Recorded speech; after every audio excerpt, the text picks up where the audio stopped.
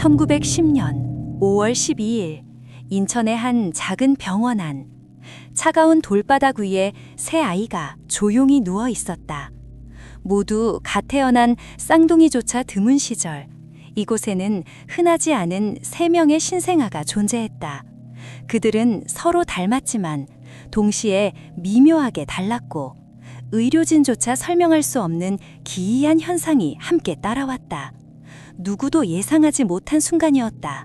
그날 밤, 아이들의 부모는 처음으로 자신들이 삼둥이를 가졌다는 것을 알았다. 그러나 단순한 탄생 이상의 미스터리가 기다리고 있었다. 새벽이 밝아오던 시간, 간호사 이수정은 일기장에 이렇게 적었다. 새 아이 중 하나가 숨을 쉬지 않는 듯 보였다. 그러나 맥박은 분명했다. 당시 의학 지식으로는 이해할 수 없는 일이었다. 그들은 어떻게 살아남았으며 왜 한 아이만 이런 상태였는지 아무도 알지 못했다. 몇 주 동안 이어진 관찰과 치료에도 불구하고 병원의 기록에는 기적과 같은 생존이라는 짧은 문구만 남겨져 있다. 1910년의 인천은 급변하는 시대였다. 일본의 식민 통치가 시작된 지 얼마 되지 않은 시점으로 사회 전반에는 긴장과 혼란이 감돌았다. 당시 인천은 해양 무역의 중심지로 성장하던 항구 도시였지만 대부분 주민들은 농업이나 어업에 종사하며 생계를 유지했다. 연평균 기온은 약 12도였으며 겨울철에는 종종 영하로 내려갔다. 당시 인구는 약 15만 명으로 추산되며 도시 내부는 좁고 복잡한 골목길로 이루어져 있었고 의료시설 역시 제한적이었다. 삼둥이가 태어난 병원 역시 그러한 현실을 반영하였다. 인천시 남동구에 위치한 인천보건원은 시설이 열악했고 의료진도 제한적이었다. 당시 병원장은 김영환 박사였으며 그는 지역사회에서 존경받는 의사였으나 삼둥이 사건 앞에서는 무력감을 감추지 못했다. 그의 기록에 따르면 아이들의 상태는 전례 없는 것으로 보이며 더 이상의 설명을 찾을 수 없다라고 적혀 있다. 세 자매 중 첫째인 김소희는 태어날 때부터 건강해 보였다. 둘째 김미경과 셋째 김영희는 각기 다른 문제를 안고 있었다. 특히 막내 영희는 출생 직후부터 심각한 호흡곤란 증상을 보였는데 이는 당대 의학으로 해결할 수 없는 난제였다. 어머니 박정수는 지역신문 인터뷰에서 아이들을 살리기 위해 무엇이든 할 준비가 되어 있었다고 말했다. 첫 주간 동안 가족과 의료진 모두 혼란스러웠다. 산모와 신생아를 담당했던 간호사 조미현 또한 일기에 밤낮 없이 아기들을 돌봤지만 어느 누구도 이 상황을 이해하지 못한다고 기록했다. 당시 필수적인 의료 도구나 기술 부족 탓에 상황은 더욱 악화되었고 삼둥이는 점점 주변 사람들의 관심 속에 놓이게 되었다. 병원의 기록에는 또 한 가지 놀라운 점이 있다. 셋 중 둘째 미경에게서 발견된 특별한 피부 질감이었다. 그것은 마치 비늘처럼 보이는 독특한 형태로서 당시 어떤 진료 기록에서도 찾아볼 수 없었던 것이라고 한다. 당시 지역신문 인천일보에서는 1910년 6월 3일자 기사에서 이렇게 전했다. 인천에서 희귀 사례인 삼둥이가 태어나 각계의 관심을 받고 있으며 관련 전문가들이 방문 중이다. 그러나 전문가들의 의견은 엇갈렸다. 일부는 자연적 변이라고 했지만 일부는 과학적으로 설명하기 힘든 현상이라 평가했다. 삼둥이가 겪었던 이상 증상과 그것을 둘러싼 미스터리는 단순히 개인 가족사의 범주를 넘어섰다. 가족뿐 아니라 지역사회까지 긴장시켰고 역사적 맥락 속에서 더욱 복잡해졌다. 김씨 가족의 이야기는 여기서부터 시작된다. 새 아이와 함께 펼쳐질 운명, 그리고 아무도 풀지 못했던 질문들로 이어지는 이야기 말이다. 다음 단계에서는 삼둥이가 경험했던 구체적 사건들과 당시 의료진 및 가족의 대응 과정을 살펴보며 복잡해지는 미스터리를 심층 분석할 것이다. 김씨 삼둥이가 태어난 후 첫 달은 끊임없는 긴장의 연속이었다. 막내 김영희의 호흡곤란은 쉽게 호전되지 않았고 의료진은 이전에 경험하지 못한 문제에 부딪혔다. 병원장 김영환 박사는 1910년 6월 10일 작성한 보고서에서 영희의 상태는 비정상적인 기관지 기형으로 보이나 정확한 진단을 내리기 어렵다고 기록했다. 당시 인천보건원의 제한된 장비와 지식으로는 근본적인 치료법을 찾는 것이 불가능했다. 같은 시기 가족들은 심리적 압박에 시달렸다. 어머니 박정수는 일기장에서 밤마다 영희가 숨을 제대로 쉬지 못해 깨어올 때마다 마음이 찢어진다고 적었다. 그녀의 고통은 단순한 육체적 피로를 넘어선 깊은 절망이었다. 아버지 김철수 또한 자신의 기록에서도 가족 모두가 병원의 차가운 벽 사이에서 점점 지쳐간다고 썼다. 두 자매인 소희와 미경도 각기 다른 이상 징후를 보였다. 특히 둘째 미경의 피부 변화는 의료계에 또 다른 혼란을 불러일으켰다. 1910년 6월 15일 간호사 조미현이 남긴 일기는 다음과 같다. 미경의 피부는 마치 작은 비늘처럼 단단하고 희미하게 빛난다.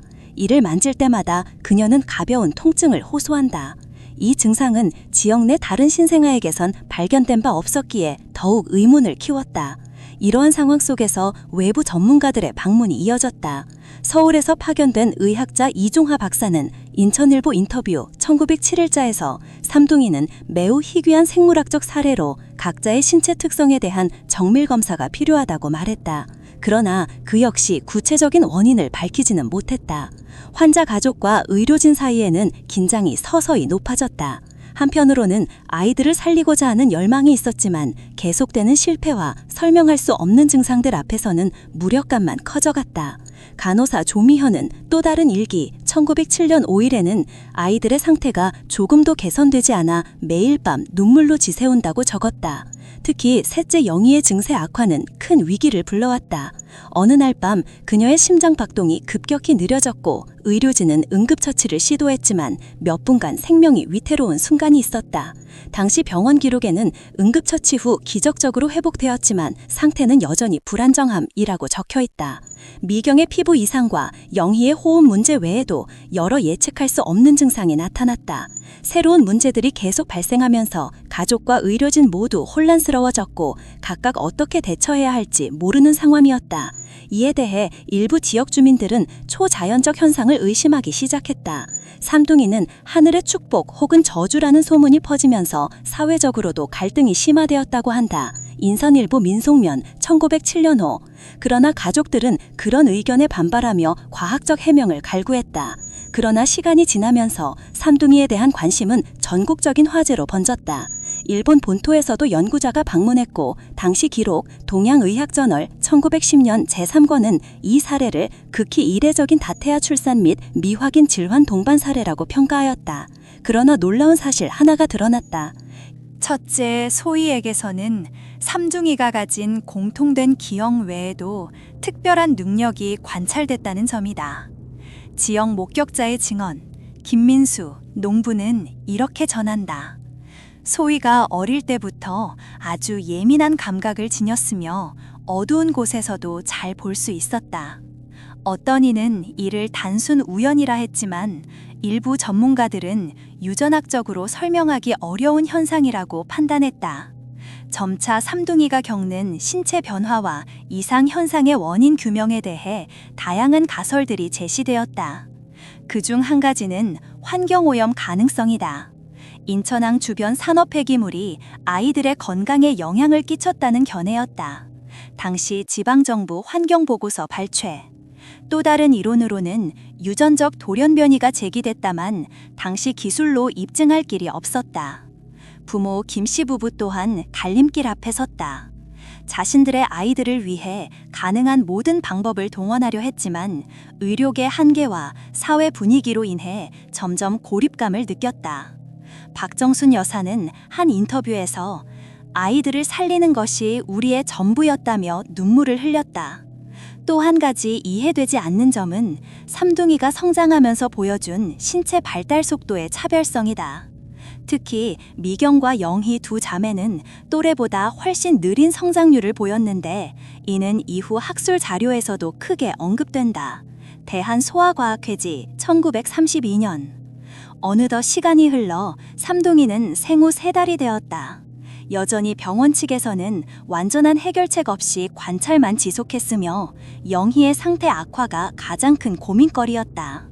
그 사이 김영환 박사와 다른 전문가 간 논쟁도 치열해졌다.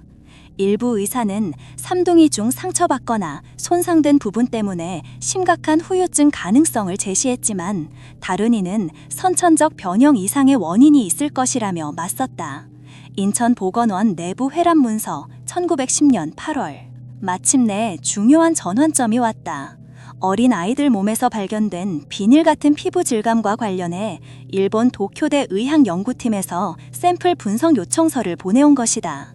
당시 요청서 사본 존재. 하지만 샘플 채취 과정에서도 예상치 못한 어려움이 발생했다. 아이들의 건강 상태 악화 위험 때문이었다고 한다. 조미현 간호사 메모. 이에 따라 연구 진행 자체가 상당 기간 미뤄졌으며 결과 역시 모호하게 남았다. 오늘날까지 정확하게 밝혀지지 않은 질문들이 많지만 당시 기록들과 목격담들은 역사의 중요한 퍼즐 조각으로 남아있다. 왜 세 자매 중 하나만 호흡곤란을 겪었으며 왜 둘째에게 독특한 피부 형태가 나타났던 것인지, 그리고 그 신비로운 감각 능력이라 불리는 현상이 실제였던 것인지. 앞으로 펼쳐질 이야기는 이러한 질문들 사이를 오가며 당대 과학과 사람들의 믿음, 그리고 개인 가족사가 어떻게 엮였는지를 추적할 것이다. 이번 이야기 흥미로우셨다면 채널 구독 부탁드립니다. 앞으로 더 많은 역사 속 숨겨진 이야기들을 소개하겠습니다. 1910년 9월, 삼둥이 김소희, 김미경, 김영희의 운명은 결정적인 순간에 이르렀다. 영희의 건강이 급격히 악화되며 병원 내는 긴장감으로 가득 찼다. 당시 기록된 인천보건원의 응급일지에는 영희의 호흡정지가 2차례 발생했으나 의료진의 신속한 대응으로 위기를 넘김이라고 적혀있다. 이러한 위기 속에서 김영환 박사는 마지막 수단으로 알려진 산소치료를 도입했지만 그 효과는 제한적이었다. 실험적인 치료법에도 불구하고 의료진은 아이의 생존 가능성에 대해 비관적이었다. 그럼에도 놀랍게도 영희는 기적적으로 회복했다. 그러나 이전과는 다른 모습이었다. 호흡곤란 증상은 다소 완화됐으나 그녀는 여전히 불안정한 상태였다. 미경 역시 피부 질감 변화가 한층 뚜렷해졌고 소희가 가진 예민한 감각 능력도 더욱 강화되는 듯 보였다. 가족들은 이 변화들을 낙관적으로 받아들이려 했지만 이는 새로운 의문을 낳았다. 이 아이들은 단순한 쌍둥이가 아닌 어떤 미지의 존재인가? 이 시기에 일본 도쿄대 의학연구팀에서 보낸 샘플 분석 결과가 돌아왔다. 보고서 1910년 10월 15일자에는 비닐 같은 피부 조직은 기존 인체 조직과 현저하게 다른 세포 구조를 지녔으며 유전적 돌연변이 가능성이 있으나 정확한 분류는 불가능하다고 적혀 있었다. 또한 연구팀은 영희의 호흡 문제와 관련해 기관지 발달 이상도 확인했으나 명확한 원인은 불분명하다고 결론지었다. 삼둥이 가족에게 이 결과는 희망과 절망 사이의 모호한 경계였다. 박정순 여사는 일기장에 아이들이 남들과 달라도 사랑하는 마음만은 같다고 썼지만 동시에 깊은 불안감을 숨기지 못했다. 삼둥이는 이후 몇 년간 지역사회와 학계에서 지속적인 관심 대상이었다. 소희는 초자연적 감각으로 인해 마을 사람들 사이에서 예언자라는 별명을 얻었고 미경과 영희는 각기 특유의 건강 문제로 삶을 이어갔다. 그들의 삶은 평범하지 않았지만 가족과 주변인들은 끝까지 그들을 지켰다. 20세기 중반까지 여러 연구가 진행됐으나 삼둥이에 관한 진실은 완전히 밝혀지지 않았다. 일부 학자는 당시 나타난 증상을 당시 환경오염이나 전염병 영향으로 추정하기도 했고 또 다른 이는 유전학적 변형이라는 견해를 제시했다. 대한생물학회 회보 1951년. 하지만 어떤 설명도 명확하지 않았고 공식 기록에서는 점차 사라져갔다. 오늘날 삼둥이 이야기는 한국 역사상 드문 의료 미스터리로 남아있다. 인천 지역 박물관에는 당시 사진과 일부 문서가 전시되어 있지만 대부분은 파편처럼 흩어져 있어 완전한 이해를 방해한다. 이 사건이 던지는 질문은 여전히 무겁다. 인간이라는 존재의 경계란 무엇인가? 정상과 비정상의 구분 지점에서 우리는 무엇을 발견할 수 있는가? 그리고 과학이 아직 답하지 못하는 영역 속에서 인간성은 어떻게 유지되는가? 김씨 가족의 선택과 끈질긴 생존 의지는 시대를 초월해 오늘날에도 깊은 울림을 준다. 세 자매가 남긴 흔적들은 비록 완전하게 해명되지 않았지만 인간 존엄성과 희망에 관한 이야기로 기억된다. 마지막으로 남겨진 물음 하나. 이 삼둥이가 잡았던 신비로운 현상들은 단순히 과학의 한계였던 것인가? 아니면 우리가 아직 알지 못하는 인간 본연의 신비였던 것인가?